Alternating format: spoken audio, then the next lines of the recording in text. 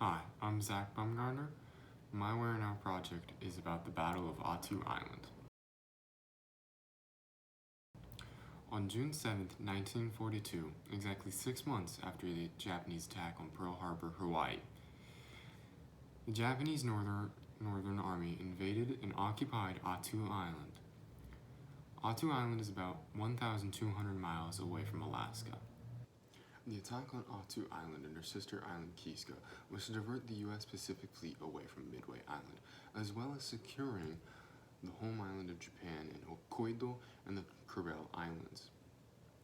Americans feared that the invasion of Attu Island and her sister island was the first stepping stone into the invasion of Alaska and the whole Pacific Northwest.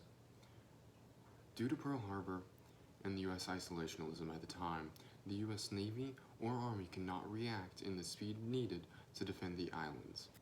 Once the Japanese had taken the islands, the Americans only authorized small bombing runs over the island, destroying Japanese defensive positions as well as airfields and naval bases that they had built on the island. But this changed during the Battle of Komandorski Island in March 26, 1943.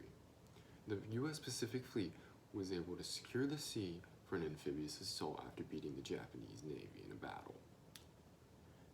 This operation was called Operation Landgrab, to take back the island from the Japanese. The Americans would land in two positions, in the north of the island and the south of the island. Seeing the invasion a possibility, Colonel Yosu Yamasaki moved his outnumbered men into the mountains to a more defensible position. Once the American landing started, they thought the invasion would only take days, so they brought minimal supplies for the invasion. This image depicts the U.S. Army invasion plan for Attu Island. The Army decided to come in from the north and south of the island. But as they started to go more inland to fight the Japanese, they realized they did not bring enough supplies to continue the fight, so they had to call in reinforcements to bring in more supplies, more equipment, and more food. Once they did have the more equipment, more food, and more supplies, they wrote to trap Yamasaki's forces in the mountains. Under Yamasaki's order, his men would follow the Bushido Code, which means surrendering brings dishonor to your family. Many Japanese believed in this code, so not only the soldiers followed this code, the people followed this code during the time of war. A Japanese surgeon on the island named Paul Nobu Tasaragachi was, "The last assault is to be carried out. I am only 33 years old and I am about to die. I took care of my patients all with a grenade." Yamasaki's plan was to seize the American artillery and turn it against them. Once they did this, they would go to steal American equipment, food, and supplies to continue the war effort on Attu Island until more Japanese reinforcements came to support the defense of the island.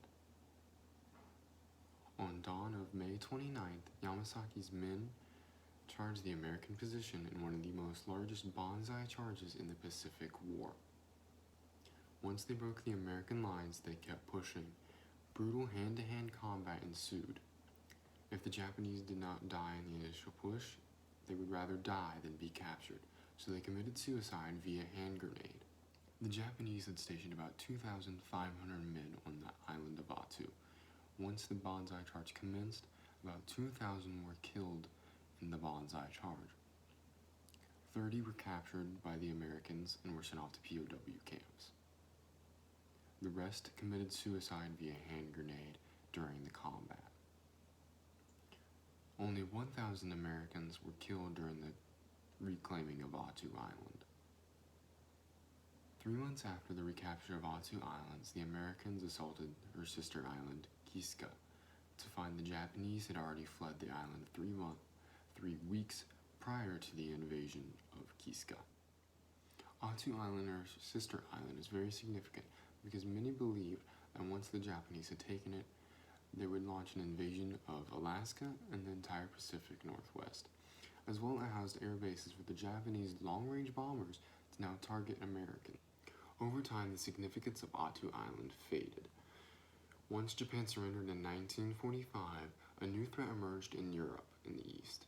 The Soviet Union had been part of World War II in Europe, fighting against the Germans. Once the war ended, the Allies in the Comintern decided to split Europe directly in half, part of Germany going to the Soviets, part of Germany going to the Allies. Poland was under the Soviet influence, as well as Hungary, Romania, Bulgaria, and Yugoslavia. Once this had been done, an Iron Curtain had been set upon Europe. Not too long after the war in Europe had ended, the Soviet Union had gotten nuclear weapons. As well as the Vietnam and Korean War kicking off, the Americans now drew their attention to those places. Then the Cuban Missile Crisis as well drew their attention away from the Pacific, leaving Attu Island not only a memory, but one that was slowly fading away. Due to Japan surrendering, there was no war in the Pacific anymore for the US to be majorly concerned about. No big threat in the Pacific meant that no one really remembered Attu Island. It was just a distant memory of war.